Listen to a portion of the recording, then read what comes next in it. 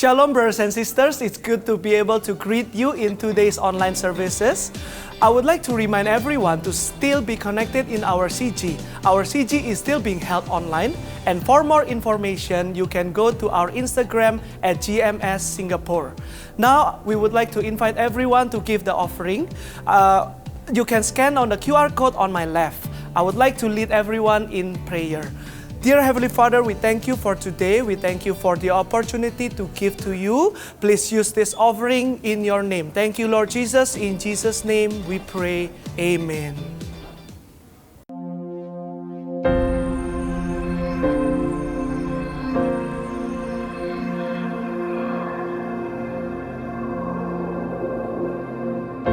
Orang yang suka memuji akan kuat roh doanya.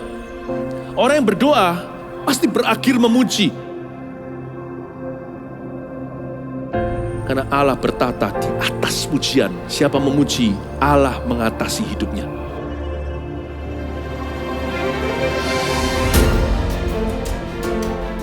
The Year of Praise, tahun pujian menjadi sebuah petualangan yang tiada dua. Menjadi sebuah pelajaran hidup yang langsung dari Kristus. Menjadi sebuah pengalaman yang indah. Waktu kita memuji Tuhan, seluruh kerajaan itu berdiri di sampingmu. Waktu kita memuji, seluruh kerajaan Allah dan kereta-keretanya yang tidak kelihatan berkuda dan berapi-api itu berada di kanan kiri. Semakin fisik kita lemah, roh kita semakin memuji Tuhan. Semakin jasmani kita terbatas, semakin rohani kita tidak boleh dibatasi.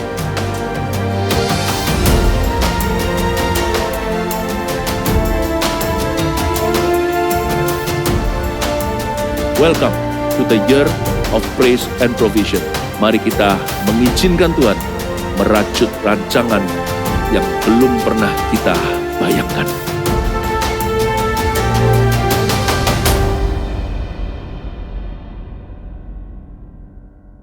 Mari kita memuji Tuhan bersama-sama dengan sukacita. Yeay!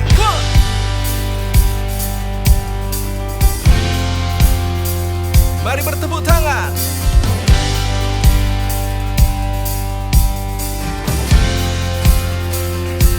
Yeay! Oh!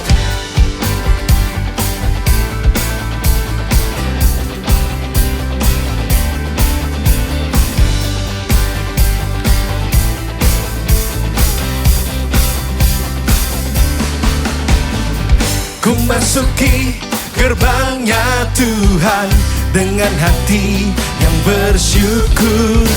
Ku bersorak memuji Tuhan, Dialah sukacitaku. Sebab Dia baik, Dia sungguh baik, kasih setianya untuk selamanya. Sebab Dia baik, Dia sungguh baik, kasih setianya kekal. Sebab Dia baik, Dia sungguh baik, kasih setianya untuk selamanya. Sebab Dia baik, Dia sungguh baik, kasih setianya kekal selamanya. Mari berikan tepuk tangan buat nama Tuhan. Yeay!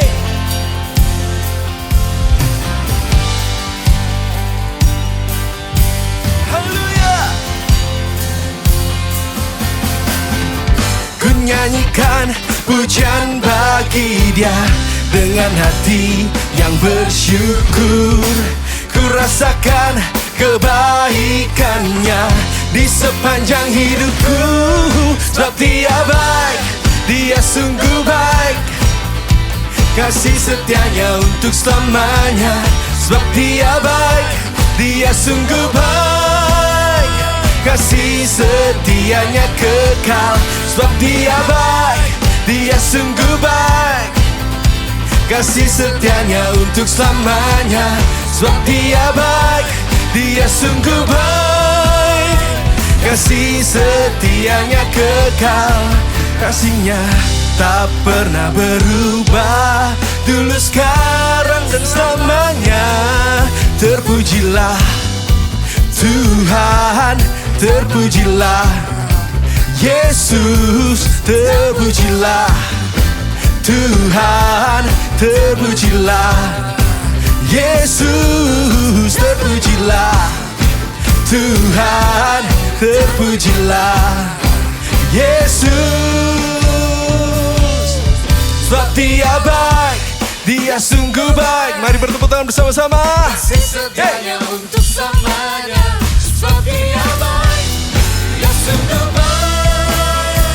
Kasih setianya kekal. Hey, sebab Dia baik. Kasih setianya untuk selamanya. Sebab Dia baik, Dia sungguh baik. Kasih setianya kekal. Sebab Dia baik, Dia sungguh baik. Kasih setianya untuk selamanya. Sebab Dia baik, Dia sungguh baik. Kasih setianya kekal. Kasih setianya kekal selamanya. Mari berikan sorak-sorai bagi nama Tuhan. Hanya Yesus yang layak disembah dan dipuji. Haleluya. Yeay.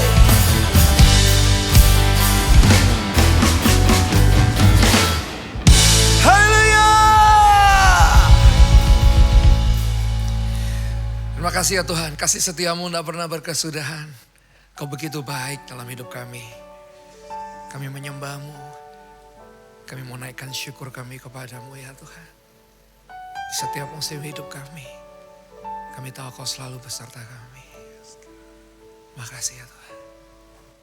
Ku dengar tentang-Mu, Immanuel. Ku dengar firman-Mu, Immanuel. Kau besertaku, Kau menjagaku, Immanuel. Mari nyanyikan bersama-sama. Dalam kehidupanku, Kau sertaku. Dalam setiap langkahku, Kau jagaku. Sebab Kau Bapakku dan Rajaku. Engkau besertaku.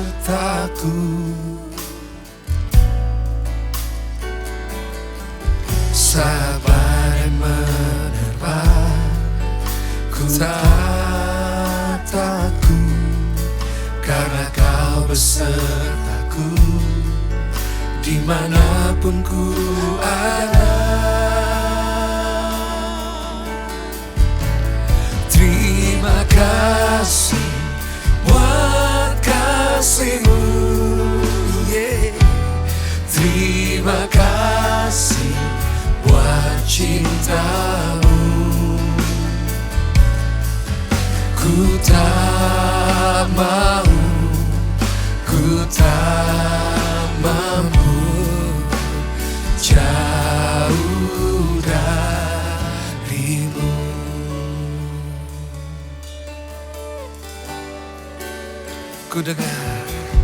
Ku dengar tentang-Mu, Immanuel.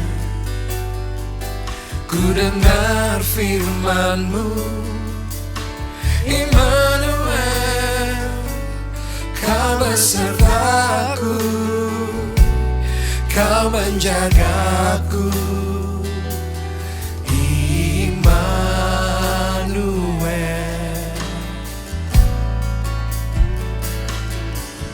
Dalam kehidupanku, Kau sertaku. Dalam setiap langkahku, Kau yang jagaku. Sebab Kau Bapakku dan Rajaku. Engkau besertaku.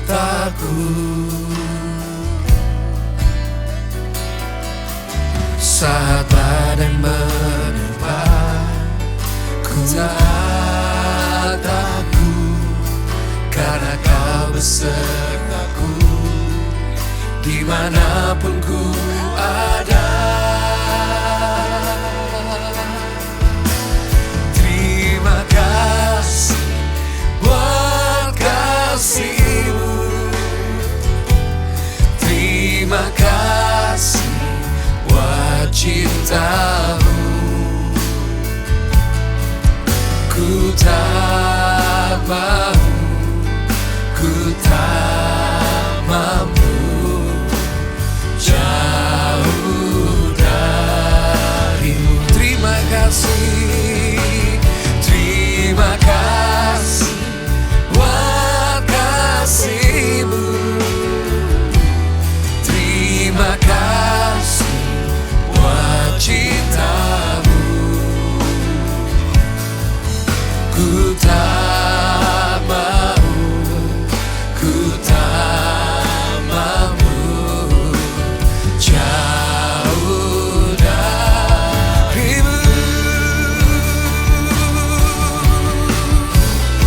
Terima kasih Tuhan, terima kasih buat kasih-Mu. Kami bersyukur, terima kasih buat cinta-Mu. Ku tak mau, ku tak mampu jauh dari-Mu. Terima kasih, terima kasih buat kasih-Mu. Terima kasih buat cinta-Mu. Ku tak mau, ku tak mampu jauh dari. Terima kasih Tuhan, terima kasih buat kasih-Mu. Kami bersyukur, terima kasih buat cinta-Mu.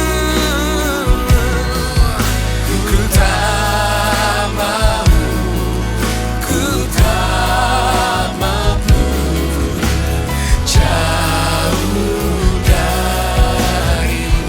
Ku tak mau, ku tak mau, ku tak mampu jauh dari-Mu. Ku tak mau, ku tak mampu,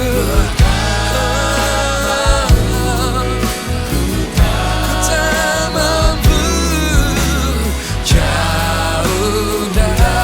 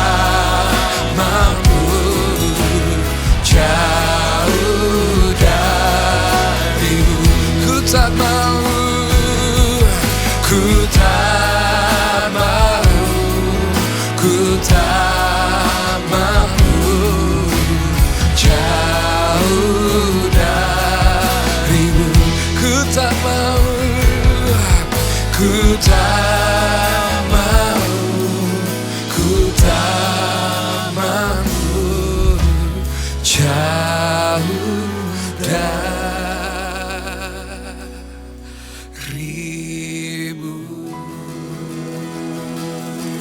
Oh, kami beri kemuliaan, kami beri pujian, kami beri syukur.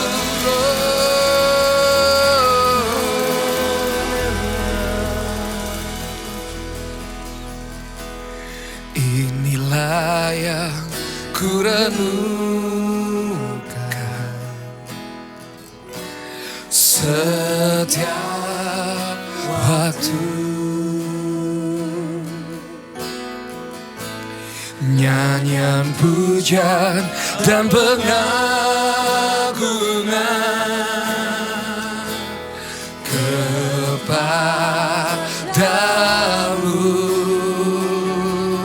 Biarlah manis, biarlah manis kau dengar Tuhan. Manis kau dengar Tuhan, dan hatiku bersuka karenamu. Inilah yang ku renungkan setiap waktu. Nyanyian pujian dan pengagungan kepadamu. Biarlah manis, biarlah manis kau dengar Tuhan.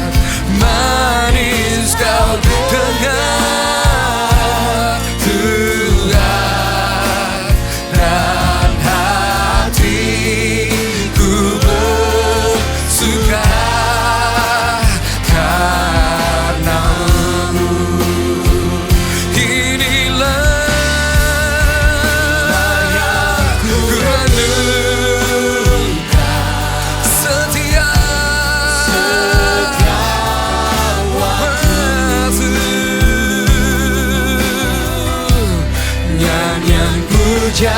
Dan pengagungan kepadamu. Biarlah manis kau dengar Tuhan.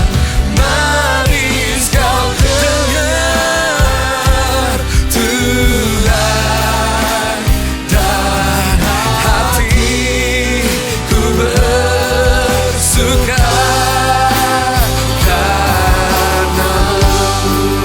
Biarlah manis kau dengar, biarlah manis kau dengar Tuhan. Manis kau dengar Tuhan, dan hatiku bersuka karenamu.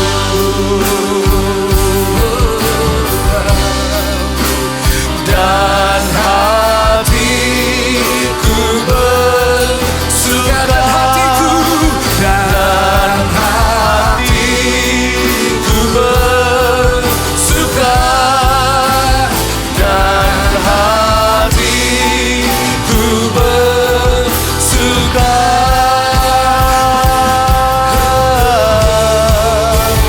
karenamu.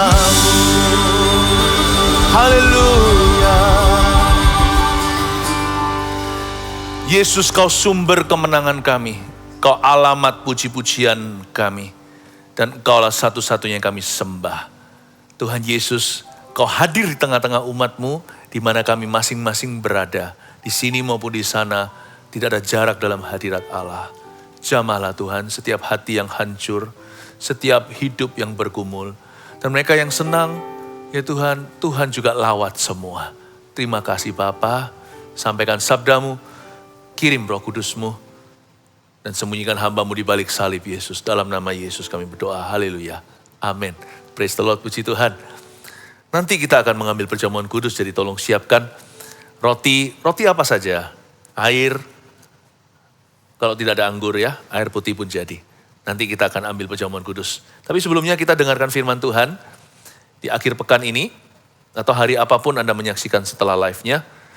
It's always live, karena hidup kita ada di tangan Tuhan. Tuhan itu berkarya, Allah kita itu hidup dan nyata. Jadi selalu live di dalam Tuhan kapanpun Anda menyaksikannya ya. Saya ajak Anda untuk membuka firman yang terakhir kali saya sampaikan minggu yang lalu. 1 Samuel 17, sekarang kita ke ayat 26. Kalau yang lalu judulnya Goliat berkat terbesar Daud. Sekarang saya lanjutkan, judulnya begini. Daud lebih dari pemenang. Sekali lagi, Daud lebih dari pemenang. 1 Samuel 17 ayat yang ke-26. Lalu berkatalah Daud kepada orang-orang yang berdiri di dekatnya. Apakah yang akan dilakukan kepada orang yang mengalahkan orang Filistin itu dan yang menghindarkan cemooh dari Israel?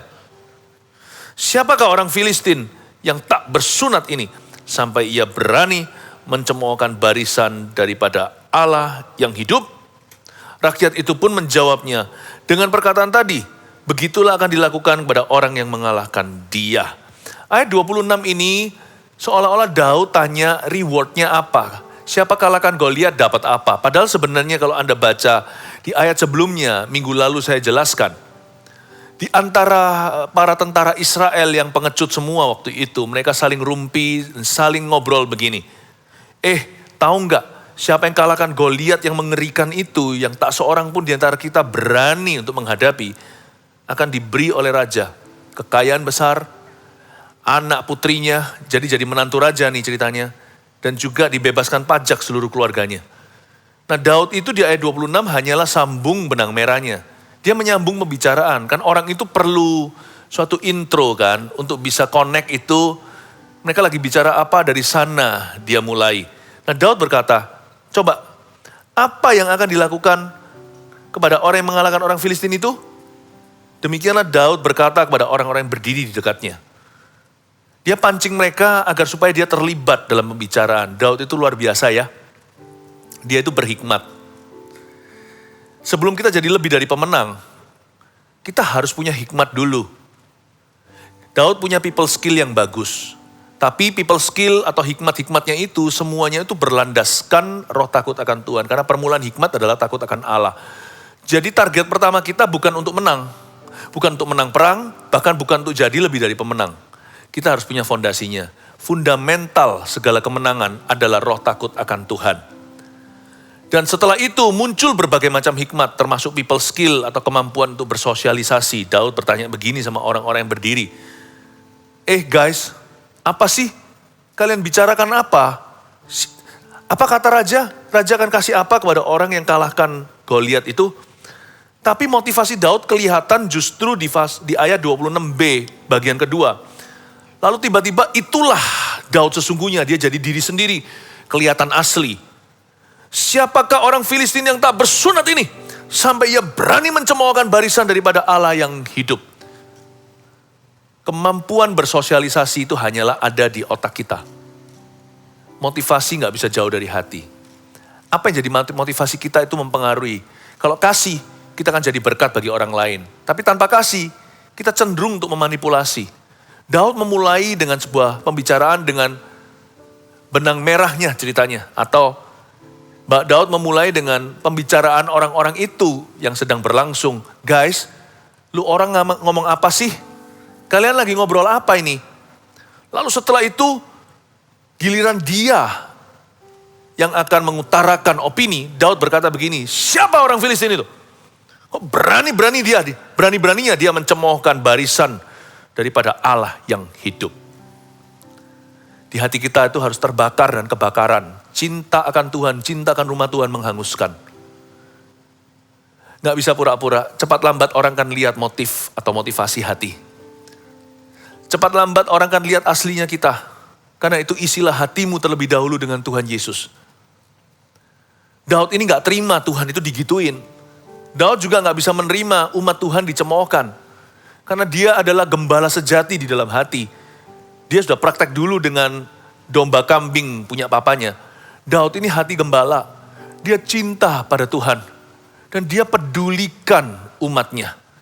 Dia gak suka orang lain memperlakukan begini. Kenapa Tuhan Yesus di zaman perjanjian lama ini? Kenapa Allahnya, Allah Israel ini direndahkan di depan umum? Kok gak ada seseorang pun yang berdiri untuk memberi jawab? Waktu dia lihat kiri kanan sekelilingnya, loh kok gak ada satu pun tentara Israel, bahkan dari rajanya Saul ke bawah, yang menjadi jawaban bagi tantangan yang diberikan. Kenapa mereka diam saja? Daud gak tahan. Daud paling gak tahan melihat iman yang pasif. Seorang yang berjiwa lebih dari pemenang tidak tahan melihat orang-orang yang pasif ngikut Tuhan. Jangan hakimi mereka, jangan marah. Orang lain terserah mereka. Tapi kalau ada orang lain pasif, saya semakin terpicu, termotivasi untuk aktif. Ketika saya lihat orang lain meninggalkan Tuhan, saya semakin didorong untuk mengasihi Tuhan. Ketika saya lihat hamba Tuhan jatuh, bukan berarti kita sok suci atau sok kuat apalagi. Itu membuat saya semakin berhati-hati, namun membuat saya semakin ingin membuktikan bahwa kekudusan itu bisa. Kekudusan itu tidak mustahil.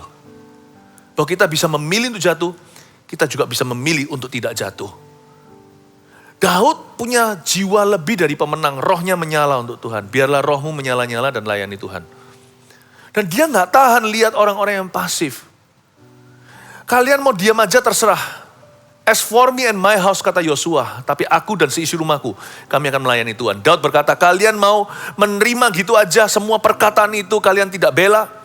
Kalian tidak melakukan sesuatu, padahal di depan mata ada kebutuhan umat Allah. Kan tentara-tentara ini penjaga. Nah kalau mereka jebol barisannya, bukankah semua kelompok Goliat ini akan menghabisi umat Allah? Daud gak bisa melihat ini terjadi. Kalau kalian tidak mau standing in the gap, kalau kalian tidak mau berdiri di antara, kalau kalian tidak mau menjadi jawaban di jurang pemisah, sebentar lagi musuh akan masuk ke kota. Musuh akan merampok dan menjarah, bahkan wanita dan anak pun tidak aman. Kalau kalian gak mau berbuat sesuatu, ya sudah, kata Yesaya, ini aku. Utuslah aku. Kalau yang lain tidak mau, bukan ini aku, utuslah dia. Utus saya. Lihat tadi, semua nama-nama yang saya sebut, Yesaya lah, siapa. Semua punya spirit yang sama-sama Daud. Itulah Roh Kudus di dalam hatinya.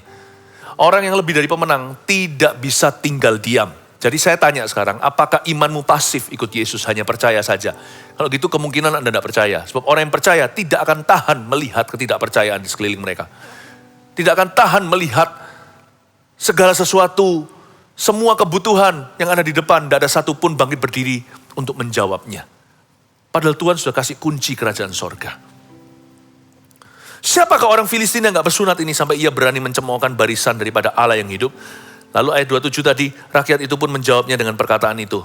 Beginilah akan dilakukan pada orang yang mengalahkan dia. Nah pas ayat 27, ketika rakyat menjawab Daud, gini loh, raja mau kasih apa? Kedengaran sama kokonya dia, takenya atau lauta. Kedengaran sama kakak sulung Daud. Ayat 28, ketika Eliab kakaknya yang tertua mendengar perkataan Daud kepada orang-orang itu. Bangkitlah amarah Eliab kepada Daud sambil berkata, mengapa engkau datang? Dan pada siapa kamu tinggalkan kambing domba yang 2-3 ekor itu di padang gurun? Aku kenal sifat pemberanimu dan kejahatan hatimu. Engkau datang kemari dengan maksud melihat pertempuran. Ya kan? Ya kan? Kira-kira gitu ya. Tetapi jawab Daud, apa yang telah kuperbuat? Hanya bertanya saja, only asking.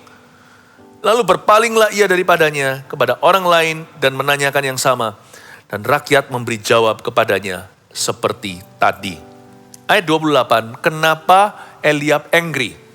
Kenapa koko Daud yang tertua marah? Karena ketika mendengar itu, pembicaraan itu, ini loh dikasih raja, Siapa yang bisa kalahkan Goliat, si raksasa besar itu? Ketika Eliab dengar itu, dia rasa gak aman. Nah, bahaya orang kalau menyimpan hati yang kurang aman.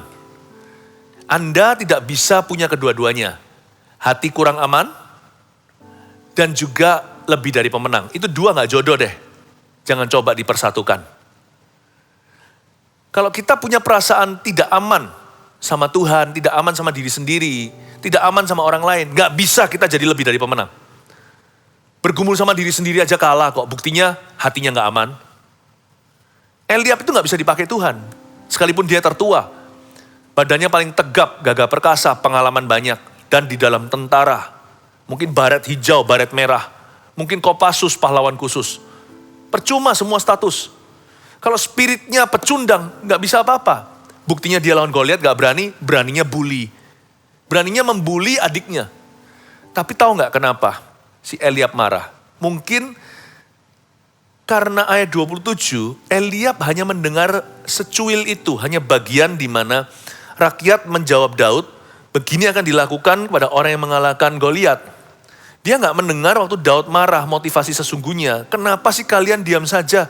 Diejek begini kok gak ada yang bangkit berdiri dan berkata, Tuhanku gak begitu.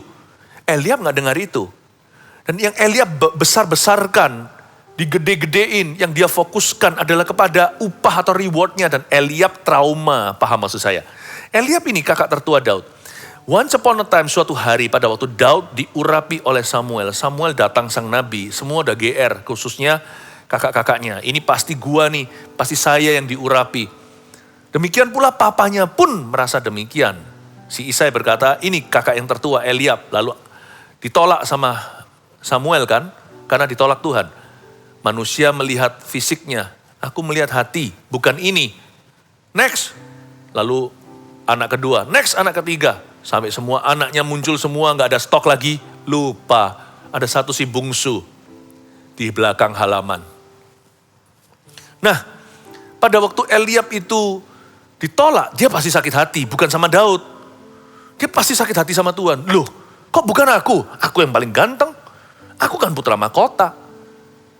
Jangan salah ya, just because karena Anda punya status putra mahkota, ahli waris atau apa, bukan berarti secara rohani Anda juga adalah ahli waris apa-apa. Sebab Tuhan tidak pandang bulu, Tuhan bisa pakai si bungsu. Semua tergantung hatimu. Tuhan tuh melihat hati. Bisa saja kita punya pendidikannya, tapi Tuhan gak pakai di bidang itu. Bisa saja kita yang dalam antrian nomor 1, karena kita yang lahir pertama, tapi ternyata nanti Tuhan urapi adik Anda. Karena adik Anda lebih lembut hatinya. Lebih mudah untuk dibentuk Tuhan. Gak tentu. Jangan juga kira si bungsu pasti disayang dan dimanja. Bisa-bisa nanti kakak-kakaknya dipakai. Yang lahir terakhir malah sungguh-sungguh ditinggalkan. Gak masalah tentang urutan kelahiran. Anak pertama kek 2, 3, bahkan 4, 5. Itu gak urusan. Yang Tuhan urus itu hati kita. Jadi Daud dipakai bukan karena dia si bungsu. Daud dipakai karena dia sungguh-sungguh. Eliab ini sakit hati sama Tuhan awalnya. Lalu habis itu, mereka semua mau duduk makan gak boleh. Karena Samuel berkata, semua berdiri. Sampai si Daud tiba. Karena Samuel bertanya, sudah gak ada ya stoknya? Pasti masih ada. Tuhan berkata, bukan mereka. Padahal Tuhan sudah jelas ngomong begini sama saya sebelum datang ke sini. Kamu harus urapi salah satu anak di keluarga ini. Kok sudah gak ada lagi? Oh, sorry Pak Samuel, masih ada di halaman belakang. Oke, panggil dia. Kita semua berdiri, gak duduk, gak makan sebelum dia tiba. Waktu Daud sampai, terkejutlah Eliab. Ketika Tuhan melalui Samuel berkata, inilah dia orang yang berkenan, Raja Israel berikutnya. Wah, hari itu seperti ditampar. Eliab dilihatin sama adik-adiknya yang lain, kok bukan lu? Kok bukan kamu? Eliab berkata, diam. Lalu dia lihat Daud dan mulai dendam. Padahal Daud gak salah apa-apa. Makanya gampang provokasi. Gampang dia marah. Itulah sebabnya Eliab sensi. Dia sensitif sekali. Lalu tahu gak, pada waktu semua baris berbaris, inspeksi para tentara. Pasukan khusus apalagi. Raja berjalan, Raja Saul berjalan. Di belakangnya, yang ikut jalan adalah Daud pembawa senjatanya. Pembawa senjata Saul. Dan waktu kokohnya di situ dibenarkan sedikit baretnya, atau mungkin agak sedikit miring pangkatnya, si Saul benarkan, di sebelahnya itu adiknya Daud, bawa senjatanya. Mereka sempat bertatap mata, si Eliab gak suka hati, tapi gak berani dia lihat mata Daud lama-lama, karena dia harus menghadap ke depan, menghadap sang raja, panglima bala tentara.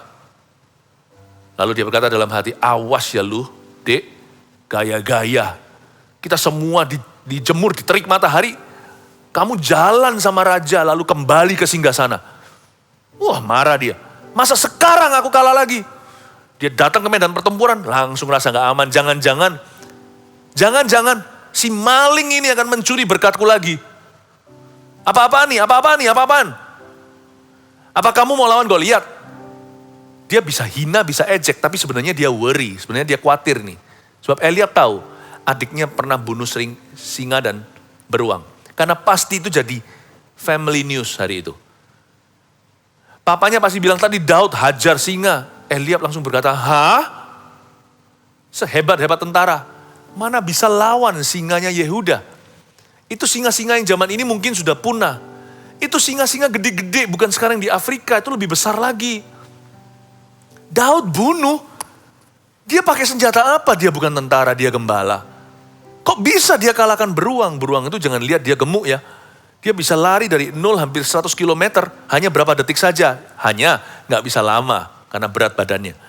Kalau dia sekali pukul orang hanya dengan lengannya, hanya dengan po atau dengan cakarnya, itu orang bisa tertancap di pohon berapa meter di atas.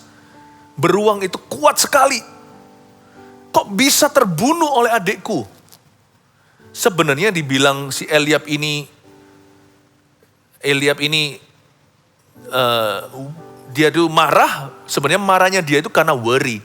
Karena rasa tidak aman, dia takut nanti Daud sungguhan lawan Goliat, gimana kalau menang? Sebenarnya Eliab tahu adiknya punya peluang. Karena Eliab melihat hari itu, pada waktu dia membunuh singa, serigala, bahkan beruang juga, dia tahu bahwa adiknya bisa. Lalu dia gak pernah lupa kejadian trauma ketika adiknya menerima minyak urapan Allah dari tangan Samuel lewat tanduk yang dia bawa. Dia tahu ada roh Allah pada adiknya. Sebab setelah diurapi, seluruh keluarganya menjadi saksi. Bagaimana sejak hari itu roh Allah berkuasa atas Daud. Gak aman dia. Semakin hati kita gak aman, semakin kita jadi pecundang. Semakin kita merasa worry kalau orang lain akan rebut berkat kita, semakin gak diberkati. Semakin kita memikirkan diri sendiri, bukan kebutuhan orang lain di depan kita, dan kita hanyalah jawaban atau hamba, kita ingin jadi lakonnya, semakin gak dipilih sama Tuhan. Semakin kita takut-takutan, semakin kita merasa ini orang akan mencuri berkat saya. Kalau kita hidup sebagai makhluk trauma, semakin janji-janji Tuhan itu tidak ada penggenapannya di dalam kehidupan kita. Bangkitlah amarah Eliab. Lalu cara dia untuk melampiaskan, cara dia untuk menghadapi perasaan tidak aman itu salah. Seharusnya dia bertobat. Seharusnya Eliab itu menghadap Tuhan dan serahkan hatinya, minta diperbaiki. Minta Tuhan bentuk sang pejunan itu kalau tanah liat itu rusak di dalam jiwanya. Tapi tidak. Dia keluarnya malah justru dilampiaskan secara sarkastik, sinis, menghakimi. Coba baca lagi. Ketika Eliab kakaknya yang tertua mendengar perkataan Daud kepada orang itu, ayat 28. Bangkitlah amarah Eliab kepada Daud sambil berkata, reaksional orangnya. Tidak meresponi Tuhan tapi bereaksi kepada manusia. Ngamuk dia alias emosi. Lalu lihat dia ngomong apa. Mengapa engkau datang? Tidak welcome. Sangat tidak friendly. Karena dia merasa terancam. Padahal siapa yang ancam dia? Bahayanya orang yang tidak aman itu begini. Teman dikira lawan. Nanti lawan dikira kawan. Kenapa dia bela Goliat? Tambah Daud kan beruntung kan? Bukankah mereka lagi perang? Bukan mereka satu pihak, satu sisi. Seharusnya ketambahan satu kan menguntungkan. Dalam kondisi perang seperti itu mereka terjepit. Satu orang itu berarti loh. Apalagi kalau satu orang itu pernah bunuh singa. Harusnya dia berkata, yes ada adikku. Maka kekuatan kita tambah besar. Maka kita jauh lebih aman. Enggak. Dia begini marah-marah sama Daud kan perang saudara. Kok mereka nggak bisa lihat common enemy atau mereka nggak bisa lihat musuh yang sama? Harusnya dia berterima kasih dan bersyukur pada Tuhan. Tuhan kirimkan satu orang, apalagi dia seorang prajurit yang gagah perkasa, Daud ini. Bingung dia. Dengan marahi Daud sebenarnya kan dia bela Goliat. Orang yang tidak aman itu gitu. Lawan jadi kawan, kawan jadi musuh. Dia nggak welcoming, tidak friendly, tidak bersahabat. Mengapa engkau datang? Dan pada siapakah kau tinggalkan kambing domba yang 2-3 ekor itu di padang gurun? Menghina dia. Aduh, bagi Daud sih hinaanmu adalah peluru keberhasilanku. Tapi, kenapa dia menghina? Banyak orang itu suka menghina orang lain. Karena rohnya itu pecundang. Dia bukan lebih dari pemenang. Pemenang pun bukan. Mengapa kita suka menghina? Coba pikirkan. Karena dengan menghina dan membunuh karakter orang-orang lain, seolah-olah kita bisa bercahaya. Salah. Justru kalau kita menghina dan membunuh karakter orang lain, itu menunjukkan karakter kita sesungguhnya. Tabur tua itu ada. Mungkin ada orang di kanan kirimu ikut tertawa, karena mereka sama-sama pecundang. Tetapi setelah itu mereka pun memusuhimu, setelah tidak ada common enemy atau musuh yang sama. Biasanya orang gitu juga tidak bisa bersahabat, tidak bisa rukun bersama. Mereka hanya bersatu karena satu musuh. Mereka gak suka sama-sama orang yang mereka gak suka, orang yang mereka gak suka itu sama. Jadi sama-sama iri nih ceritanya. Kain gak suka sama Kain. Kain hanya bisa bersahabat dengan Kain gara-gara mereka memusuhi Habil. Karena mereka iri. Tapi setelah Habil mati, Kain akan musuhan dengan Kain. Dia menghina. Lihat, orang yang suka menghina dan merendahkan tuh, dikiranya dengan demikian Tuhan akan tinggikan. Enggak, jangan salah. Bertobatlah. Justru kalau kita belajar memberi komplimen pada orang yang layak menerimanya, itu menunjukkan kebesaran hati kita. Si Eliab ini gak besar hati sama sekali. Dia pasukan khusus, tetapi secara rohani dia adalah tawanan. Dia adalah tuan atau majikan, mungkin dia mengepalai segelintir pasukan. Tapi di mata Tuhan, dia adalah seorang budak dosa. Dan pada siapakah kamu tinggalkan kambing domba yang 2-3 ekor itu? Di padang gurun, sinis ya. Bukan hanya sinis marah lalu bertanya mengapa kamu datang ke sini. Sarkastik. 3 ekor, 2 ekor, mbek-mbekmu itu kemana sekarang? Sarkastik. Aku kenal sifat pemberanimu. Ya, itu membuktikan bahwa dia tahu Daud pernah bunuh hewan apa. Dan kejahatan hatimu, nah ini keterlaluan menurut saya. Dia sudah bermain Tuhan. Aku kenal sifat pemberanimu dan kejahatan hatimu. Engkau datang kemari dengan maksud melihat pertempuran, ya kan? Aduh, ini sakit. Kalau orang itu jadi tiba-tiba sok tahu, seolah-olah bisa lihat hati kita padahal mereka bukan Tuhan, itu berarti mereka main Tuhan. Kadang-kadang kita lakukan itu kepada orang lain, berarti kita main Tuhan. Hati-hati, jangan menghakimi agar supaya kau jangan dihakimi. Dengan takaran yang sama kita kenakan pada orang lain untuk menghakimi dia. Takaran itu akan Tuhan kenakan pada kita di akhirat. Gak usah di akhirat, di hidup ini pun Tuhan akan menilaimu dengan ukuran yang kau kenakan kepada sesama. Dia berkata, aku tahu kejahatan hatimu, kau datang kemari dengan maksud melihat pertempuran, bukan? Dari sini kita tahu bahwa Daud sedang dihakimi. Dihakimi hatinya. Bukan hanya sarkastik, bukan hanya sinis, tetapi dia sampai-sampai mencoba untuk menilai hati seseorang, padahal dia sendiri bingung dengan hatinya.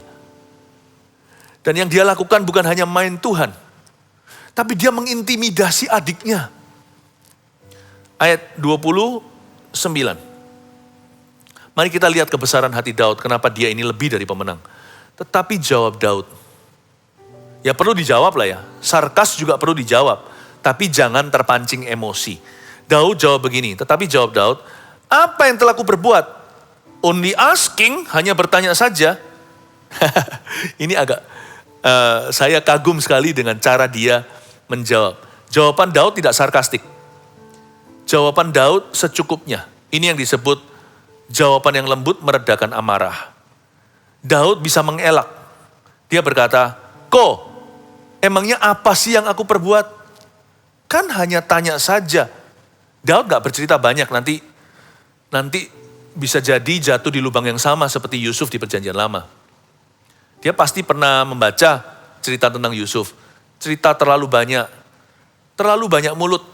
Ya Yusuf sih gak sengaja, tapi gara-gara itu kan saudara-saudaranya lempar dia ke sumur, lalu dijual ke saudagar, berakhir di rumah Potifar, lalu dipenjarakan. Mari kita menjawab secukupnya. Kepada orang yang gak ready, kepada orang yang bingung dengan hatinya sendiri, gak usah terlalu banyak menjelaskan. Karena ada Roh Kudus kok yang membela kita. Nanti orang itu akan mengerti sendiri kalau dia gak mengerti. Nanti Tuhan yang urusi dia. Tapi orang-orang sekelilingnya dia juga akan lihat buah. Jadi gak usah khawatir orang lain mikir apa. Daud menjawab secukupnya. Dia jawab begini, apa sih yang telah aku buat kok? Tentunya bukan dengan tonasi tinggi. Dia hanya berkata, apa sih? What have I done? What have I done? Only asking, hanya bertanya saja.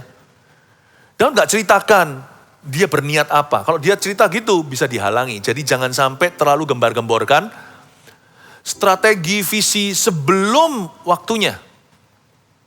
Belajar untuk bisa menyimpan di hati kemuliaan raja dalam menyimpan rahasia. Bisa saja sekarang kita hanyalah pelayan biasa, tapi kalau kita bangsawan in the heart, dalam hati, kita bisa simpan rahasia. Jangan jadi orang yang suka bocor mulutnya, ngomong kanan kiri yang gak perlu.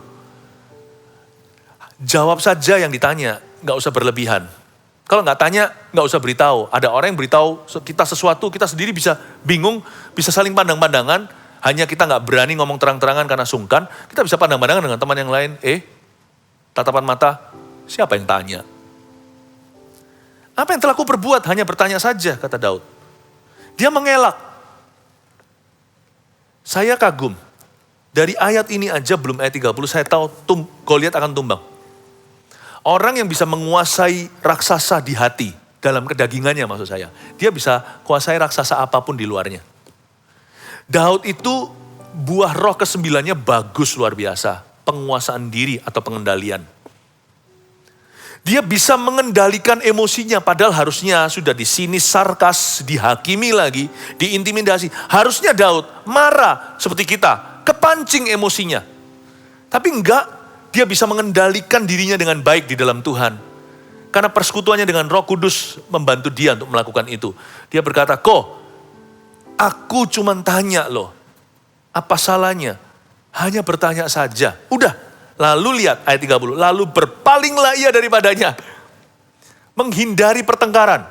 Lalu berpalinglah ia daripadanya kepada orang lain dan menanyakan yang sama. Dan rakyat memberi jawab kepadanya seperti tadi. Ayat 30, Daud berpaling.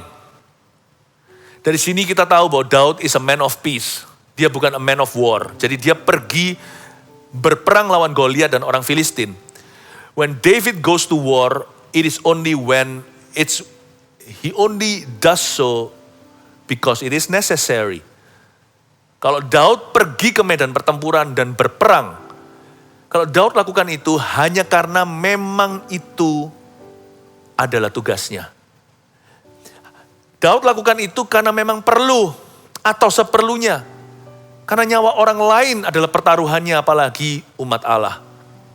Daud bukan orang yang suka berperang. Malah justru orang yang suka berperang, Tuhan gak akan kasih kepandaian berperang. Anehnya, orang yang suka ngomong, Tuhan gak pilih jadi pengkhotbah. Kadang-kadang orang yang malu-malu, takut-takut, minder-minder, yang gak kepingin spotlight atau dapat lampu sorot, itu yang Tuhan urapi, pakai, dan tambahkan. Gak tentu ya, jangan pernah kita samakan, orang itu pandai berbicara, pasti dia itu nanti jadi pengkhotbah. Gak tentu. Tuhan itu justru memilih orang-orang yang lemah untuk memalukan. Untuk mempermalukan orang-orang yang merasa kuat dan bisa. Lalu berpalinglah ia daripadanya. Daud itu seorang manusia damai. Dia bukan manusia perang. Dia berpaling dari kokonya. Gak mau berantem sama kakaknya. Ya sudahlah. Saya kagum dengan pengendalian dirinya. Buah roh nomor 9 itu nyata pada dirinya.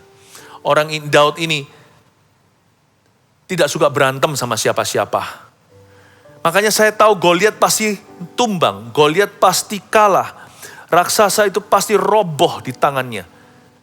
Karena Daud bisa kuasai dirinya. Barang siapa bisa menguasai dirinya di dalam Tuhan, bersama Tuhannya dia bisa kuasai apapun di luar sana. Barang siapa bisa mengendalikan hatinya, menjaganya dalam segala waspada dengan Tuhannya, bersama dengan Tuhannya, dia bisa jaga apapun dan dia bisa kalahkan apapun di dalam hidupnya. Saya yakin penyertaan Tuhan bukan karena dia itu berotot, karena Daud itu tinggi besar, karena dia itu jago berkelahi. Ayat 30 sudah langsung pasti. Waktu saya baca ini gak usah baca lebih lanjut apa yang terjadi nanti. Saya langsung tahu bahwa orang ini akan diurapi untuk mengalahkan Goliat. Kalau orang ini sudah menang di dalam hatinya, tidak susah untuk jadi lebih dari pemenang. Kalau dia sudah menang di dalam, di luar tuh gampang, selebihnya itu Tuhan. Makanya lebih dari pemenang. Lebih itu di luar, lebih dari pemenang. Kalau kita sudah menang di sini, kita pasti menang di sana. Menang tambah menang, menang kali menang, double porsi menang, itulah lebih dari pemenang. Lebih dari pemenang, itu urusan Tuhan, itu urapan. Menang ini, ketaatan sama Roh Kudus, urusan kita dengan Roh Tuhan. Luar itu murni kasih karunia. Kalau Anda baca nanti, Daud sama Goliat, bahkan belum berkelahi kok mereka. Satu swing saja, lalu orang itu tumbang, Daud tinggal potong kepalanya. Dengan kata lain, Daud sama sekali belum turun tangan. Lebih dari pemenang itu, kasih karunia murni itu Tuhan. Nah, pemenang. Untuk menang di dalam hati kita itu butuh koordinasi, kerjasama, kolaborasi antara Roh Tuhan dengan kita. Di situ bagiannya Anda dan saya. Namanya partnership atau kemitraan dengan Roh Kudus. Namanya persekutuan dengan Roh Allah. Di situ gak bisa Tuhan sendiri. Tuhan gak mau. Karena kita bukan robot, you see. Di sini Tuhan butuh kita. Dan kita terlebih lagi butuh Tuhan. Roh Kudus dan saya. Kita menang di sini. Daud berpaling dari kakaknya. Tidak terpancing emosinya. Dia tidak membalas gigi dengan gigi. Mata dengan mata. Semprotan dengan semprotan. Dia tidak balas sarkas dengan sarkas, sinis dengan sinis. Karena Daud rasa aman dalam Tuhan.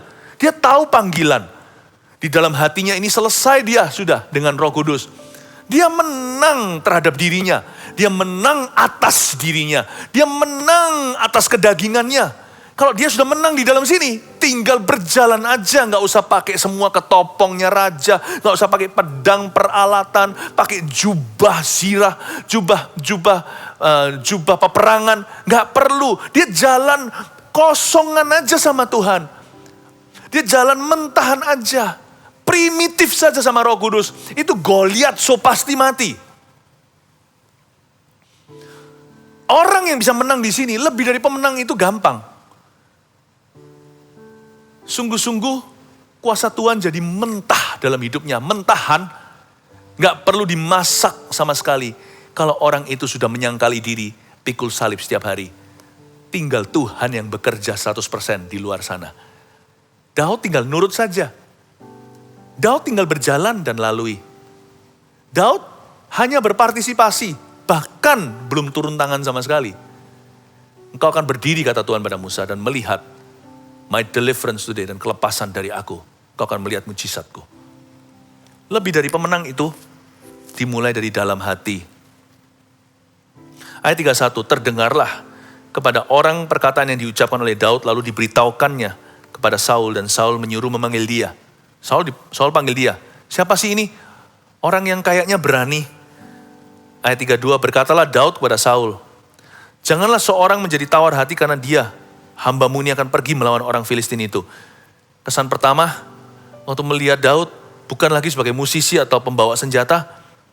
Ini di masa cuti Daud kembali, bawa roti, keju, bawa gandum seeva, dikasihkan untuk pasukan 1000, dikasihkan untuk koko-kokonya, ada 3 di medan pertempuran hari itu. Waktu Saul lihat Daud, pangling dia, karena selama ini Daud hanyalah si imut-imut. Tapi hari itu dia datang dengan semua perasaannya, kelihatan dalam auranya. Dia siap untuk melaju ke tengah-tengah medan pertempuran itu. Dia bilang, dia lihat, tentunya Daud dikenali oleh Saul lah. Dia pembawa senjatanya. Tapi ini di masa cuti kan, dia nggak pakai uniform atau pakai seragam.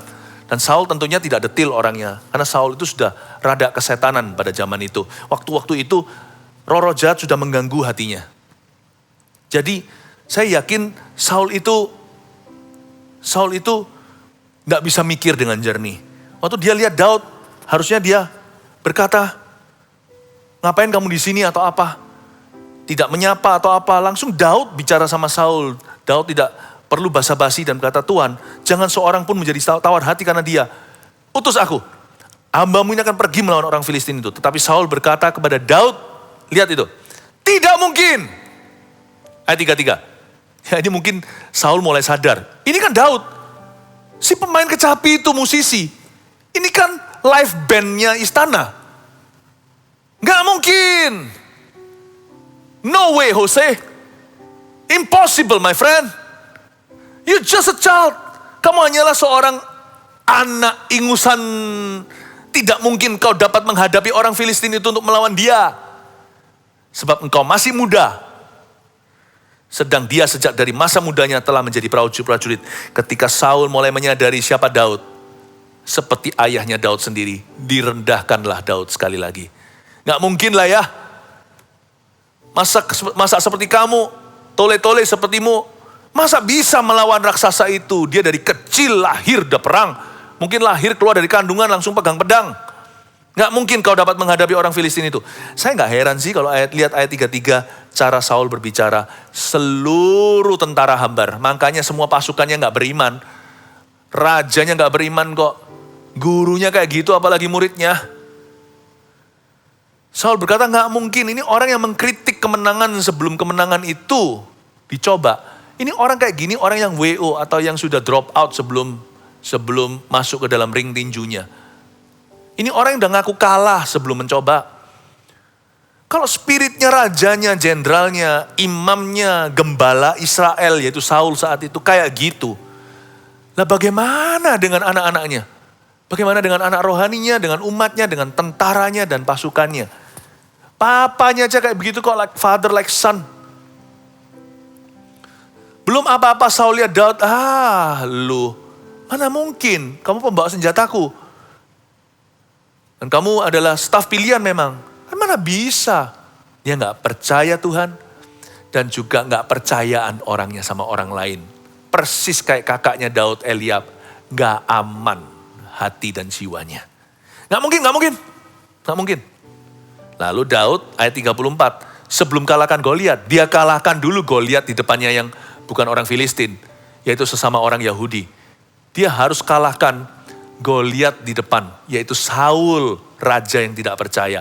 Dia harus, menurut saya sih, membunuh Goliat gampang. Kalau nanti Anda lihat, cuman pakai 1 dari 5 batu yang dia siapkan. Itu pun bukan dia yang tancapkan, dia hanya lemparkan.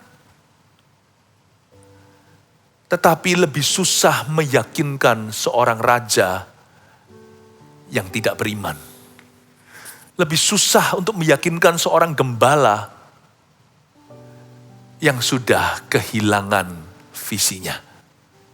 Lebih susah untuk bisa meyakinkan seorang pemimpin yang sudah gak mimpin lagi dengan urapan. Kepemimpinannya sudah berubah menjadi posisi saja, lalu sayembara menawarkan, siapa berani, gua kasih anak gua. Saya kasih harta, kekayaan kerajaan, gak usah bayar pajak keluarganya. Hanya bisa iming-iming, bukan lagi inspirasi bagi umatnya. Seorang raja yang sudah tidak lagi berperang di depan, tapi di belakang bersembunyi di balik umat yang dipimpinnya sendiri. Supaya kalau ada apa-apa, kalian dulu mati, terakhir baru raja terbunuh. Kalau bisa jangan terjadi. Seorang raja yang sudah tidak bisa mengayomi, gak bisa melindungi. Sudah menjadi bukan lagi protektor, bukan lagi menjadi pelindung umat Allah. Ini seorang yang sudah mati rohani. Kayaknya lebih susah ya, Daud itu lebih harus berjerih lelah untuk meyakinkan raja. Sama Goliat, gitu saja menangnya. Sama raja harus bertubi-tubi kalimat dan kata-kata. Lihat apa kata Daud ayat 34. Tetapi Daud berkata kepada Saul, hambamu ini biasa menggembalakan kambing domba ayahnya. Ya, raja mungkin tahu profesiku. Dulu kan pernah raja tanya sama keluarga. Pernah raja kirim utusan untuk mengambil saya. Hambamu ini biasa menggembalakan kambing domba ayahnya. Apabila datang singa atau beruang, nah raja kupingnya mulai nyala. Yang menerkam seekor domba dari kawanannya, maka aku mengejarnya, menghajarnya dan melepaskan domba itu dari mulutnya. Kemudian apabila ia berdiri menyerang aku, maka aku menangkap janggutnya, lalu menghajarnya dan membunuhnya. Lihat, Daud harus membanggakan dirinya seolah-olah. Bukan, Daud menyerahkan resumenya. CV-nya diserahkan kepada raja. Raja, aku bukan anak ingusan. Bukan Daud membanggakan atau meninggikan diri atau menyombongkan dirinya. Bukan. Daud ini perlu, bukan talk big ya. Dia bukan berbicara besar-besar tentang dirinya seperti orang yang suka besar-besar ngomongnya. Sebenarnya sebesar-besar yang dia omongkan ini banyak detail yang hilang. Daud itu mengucapkan atau mengutarakan apa adanya, tapi itu pun sudah direm-rem dan dikorting-korting oleh dia. Faktanya jauh lebih heboh daripada CV-nya. Lebih hebat daripada penjelasannya. Karena kalau kita melihat film aksi hanya lewat cerita, dengan kalau kita nonton sendiri itu beda. Andai kata Raja Saul ada di situ, itu heboh. Pertengkaran dengan Goliat ini juga unda-undi atau mungkin masih kalah. Nah dia lawan singa loh. Dia lawan beruang. Animals, you don't fight beasts. Kita tidak melawan monster-monster di dalam animal kingdom atau kerajaan hewan.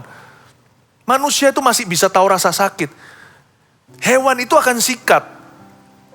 Jadi sebenarnya Daud bukan meninggikan diri. Dia ceritakan itu ala kadarnya.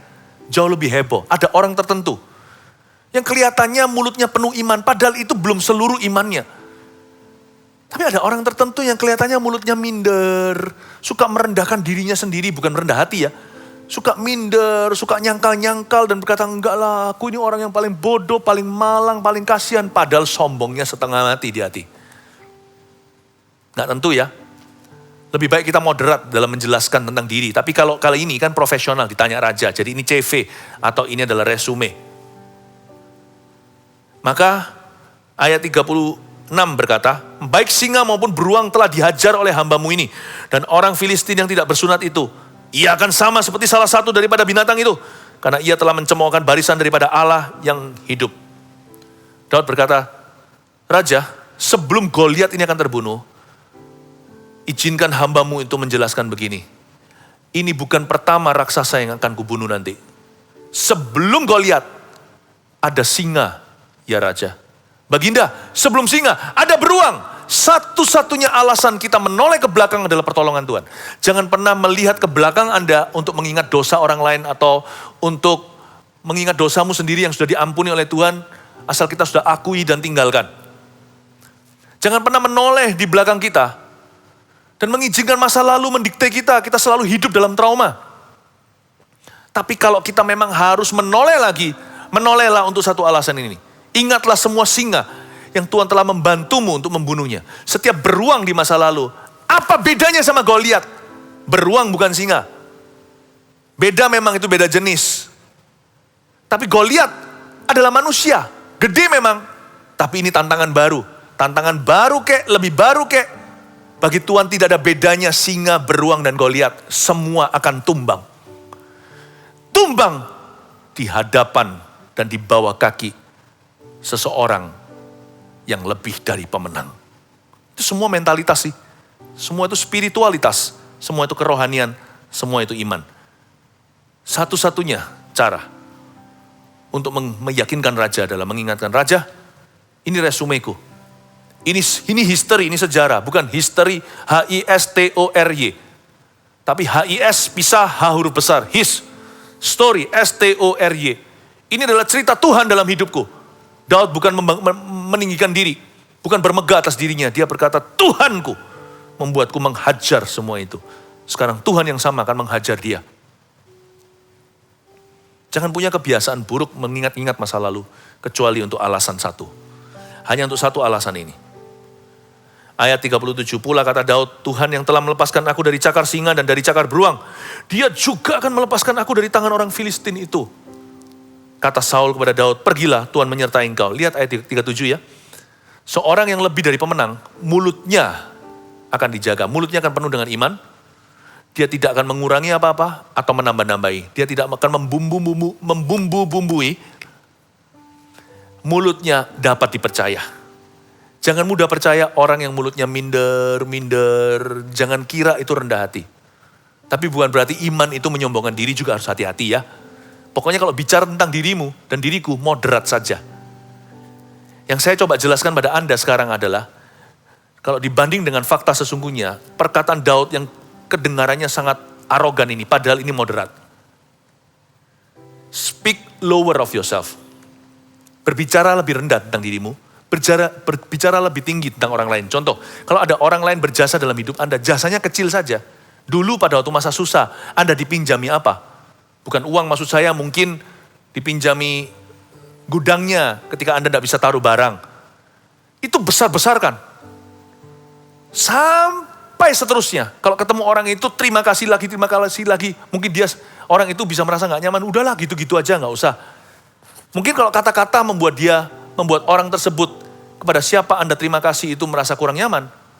Jangan lupa loh, ketika Anda diberkati, ketika hidup Anda enak, pastikan selalu ingat dia. Kalau Anda makan, ingat orang itu, kirimkan makanan. Tapi kalau sebaliknya, Andalah orang itu yang meminjami seseorang di masa susahnya. Jangan ingatkan orang itu. Ini orang loh, dulu waktu susah aku yang tolong dia. Ini loh dia, waktu dulu barangnya terlantar di mana-mana, aku yang pinjemin gudang. Dulu waktu mereka nggak punya rumah, aku pinjami rukoku, mereka bisa tinggal sementara di situ. Oh, jangan. Sekalipun jasa Anda besar, apalagi yang kecil, lupakan. Beri tangan kanan, tangan kiri jangan tahu sama sekali. Sampai orang lain yang berterima kasih sama Anda selalu tolak, nggak usah lah gitu aja. Dalam bahasa Inggrisnya, don't mention it. Gak usah disinggung lagi lah, Bu. Itu gak ada artinya kok.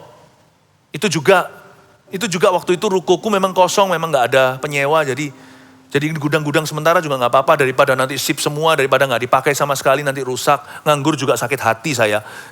Kalau nanti properti saya itu loh gak kepake sama sekali. Itu kan saya juga merasa gimana, rasa gagal.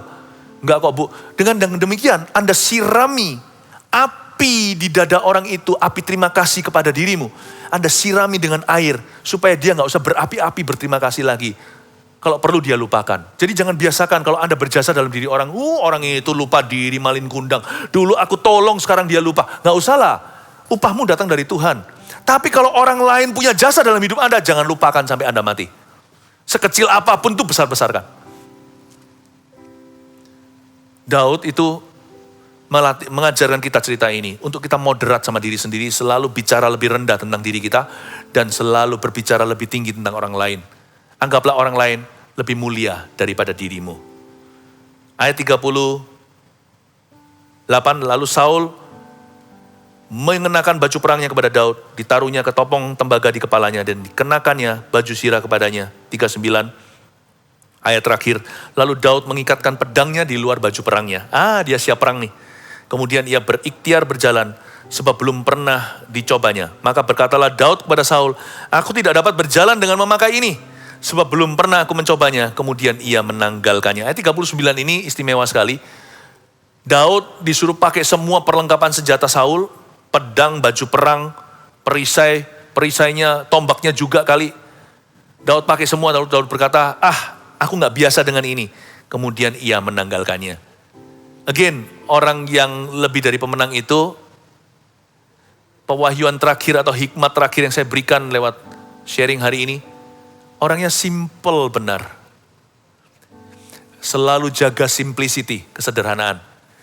Karena sukses kita itu tidak tergantung perlengkapan. Percaya nggak? Sukses kita sepenuhnya bergantung penyertaan. Kita bisa mentah-mentahan jalan sama Tuhan, Tuhan yang akan membuat matang segala sesuatu yang kita kerjakan. Udahlah. Jadi orang itu yang sederhana aja. Sesimpel-simpelnya.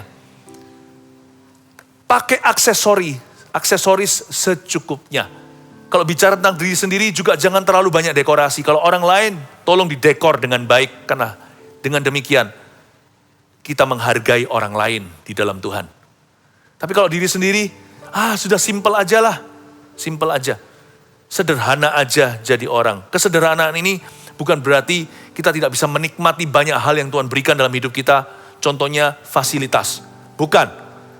Kesederhanaan itu artinya jadi orang itu hatinya simpel saja. Yang penting penyertaan Tuhan. Gak usah ngomel tentang banyak hal. Gak usah kita mempermasalahkan yang gak perlu dipermasalahkan. Bahkan yang perlu dipermasalahkan gak usah dipermasalahkan. Kalau itu bukan masalah sama sekali. Kecuali kalau hal-hal yang prinsip. Ya harus berdiri seperti Daud membela kebenaran. Tapi kalau hal-hal yang sifatnya gak prinsip-prinsip benar. Ya udahlah, ngalah.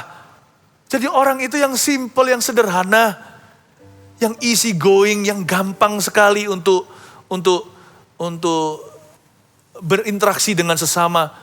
Jadi orang itu gak usah bawa banyak-banyak beban. Sederhana saja. Hidupku ini hanya karena firman-Mu.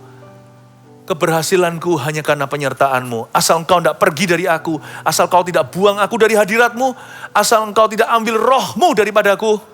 Aku ini orang yang puas-puas saja. Aku ini orang yang happy. Ya, yang penting saya jadi anak Tuhan yang berkenan. Simpel kan? Lebih dari pemenang itu enggak rumit dan komplikasi. Orang yang lurus jalannya, memandang ke atas matanya pada Yesus Tuhan. Dan diam-diam enggak usah gembar-gembor, bekerja di ladangnya. Berbuah-buah lebat sampai Tuhan datang. Jadilah lebih dari pemenang. Haleluya. Praise the Lord. Mari kita siapkan hati kita untuk perjamuan kudus sebentar lagi. Kita nyanyikan satu lagu ini lebih dulu. Haleluya. Segala perkaraku kuserahkan padamu. Amin. Allah pembelaku, Allah pembelaku. Segala kuatirku ku taruh di kaki-Mu. Allah pemeliharaku. Bila Kau yang membuka pintu, tak ada satu pun yang dapat menutupnya. Bila Kau yang mengangkat aku, tiada yang dapat merendahkanku.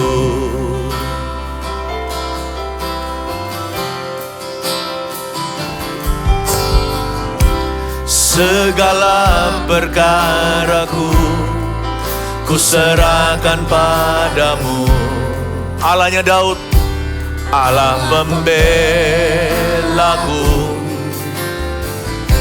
Segala kuatirku ku taruh di kaki-Mu. Allah pemeliharaku. Yang lebih dari pemenang, angkat tanganmu. Bila Kau yang membuka pintu, tak ada satu pun dapat menutupnya.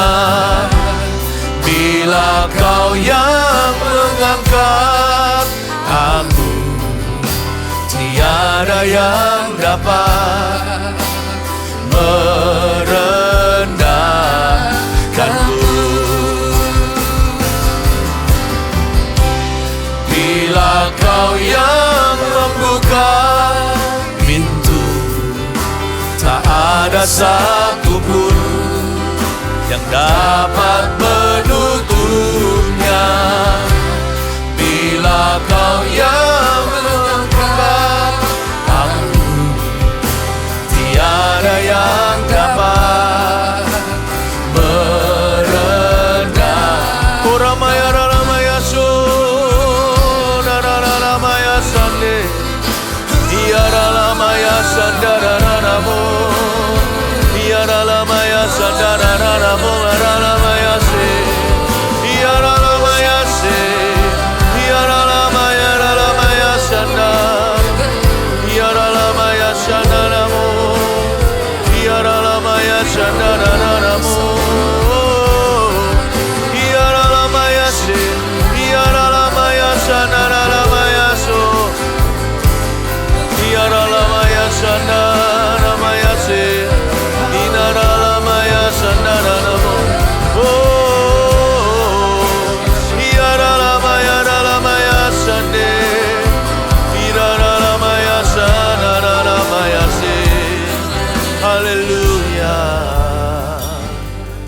Ambil perjamuan kudus. Kita sebentar lagi akan angkat roti dan bersekutu dengan Tuhan Yesus. Simpel saja, yang penting penyertaan Allah, bukan? Tidak perlu segala macam perlengkapan, percayalah. Berhasil kita bukan karena gagah perkasa, tapi karena kita bersekutu dengan Tuhan. Dalam persekutuanmu dengan Kristus, jeripayahmu tidak akan sia-sia, kata firman Allah. Itu yang penting. Mari kita bersekutu dengan tubuh dan darahnya. Angkat roti yang ada bersama-sama dengan saya. Haleluya.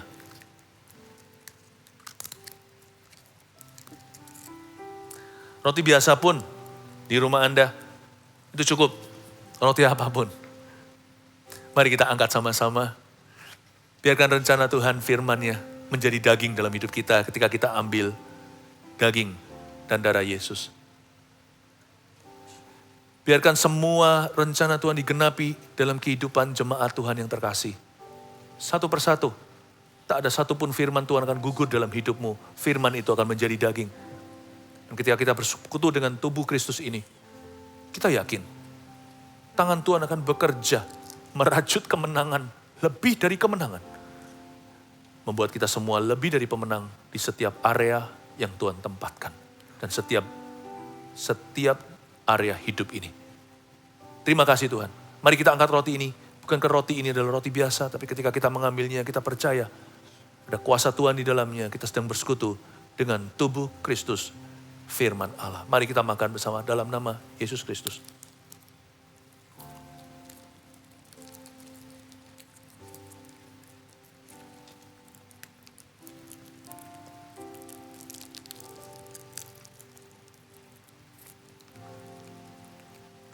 Mari kita angkat cawan, air putih pun jadi. Asal kita beriman pada darah Yesus. Dan waktu kita mengambil ini, ingatlah ada kuasa penebusan, ada pengampunan dosa di area-area kegagalan kita. Di mana kita gagal, minta tolong sama Tuhan. Waktu kita perjamuan kudus ini, mari kita mohonkan kasih karunia supaya kita menang di area itu, sehingga kita menjadi lebih dari pemenang. Dan khususnya bagi mereka yang sakit juga, yang menderita secara badani, hamba-Mu berdoa ya Tuhan sebagai gembala sidang. Atas umat yang Kau percayakan, domba-domba Kristus seperti Daud berarti gembala. Hamba ingin mendoakan umat Allah. Hamba berdoa, bahkan yang sakit, di dalam nama Yesus Kristus, bilur Yesus menyembuhkan. Dan terlebih dulu darah Yesus mengampuni. Sehingga tidak ada satupun di antara domba-domba-Mu yang sakit-sakitan lagi. I speak healing in Jesus' name. Aku deklarasikan kesembuhan ilahi. Mujizat terjadi. Tidak ada yang mustahil yang sukar bagi Tuhan. Terimalah ketika kita meminum ini. Kuasa kesembuhan dan pengampunan. Mari kita minum bersama cawan biasa ini yang kita percaya. Kuasa Tuhan di dalamnya melambangkan darah Yesus. Mari kita minum di dalam nama Tuhan Yesus. Haleluya. Terima kasih Tuhan. Terima kasih Tuhan. Haleluya. Biar setiap tangan yang turun, lutut yang goyah dikuatkan Tuhan. Sebab bila Tuhan yang meninggikan, siapa yang bisa menurunkan? Angkat tanganmu. Bila Kau yang membuka pintu, tak ada satupun dapat menutupnya. Bila Kau yang mengangkat aku, tiada yang dapat merendahkanku. Haleluya. Bila Kau yang membuka pintu, tak ada satupun dapat menutupnya. Bila Kau yang mengangkat aku, tiada yang dapat merendahkanku. Bila Kau yang membuka pintu, tak ada satupun dapat menutupnya. Bila Kau yang mengangkat yang dapat merendahkanku. Tiada yang dapat, tiada yang dapat merendahkanku. Tiada yang dapat merendahkanku. Haleluya. Mari kita semua menjadi lebih dari pemenang. Dengan iman kita percaya dan terima terlebih dahulu. Terimalah berkat ini sambil mengangkat tangan, merendahkan hati. Terimalah berkat dari Allah Bapa, Putra, Roh Kudus. Kemenangan sudah Tuhan sediakan di Kalvari mulai hari ini. Jadilah lebih dari pemenang, itulah janji Tuhan yang pasti akan digenapi. Bawalah damai sejahtera, kasih sayang, sukacita. Dari sini langsung ke sana, masuk ke dalam hati. Dalam nama Yesus, amin. Your church loves you. God bless you. Tanganku Yesus memuji perbuatanmu, sungguh tiada terukur kasih setiamu. Dalam naungan sayapmu ku mau terus menyembahmu. Kasihmu terukir di lubuk hatiku. Kasihmu terukir di lubuk hatiku. Kasihmu terukir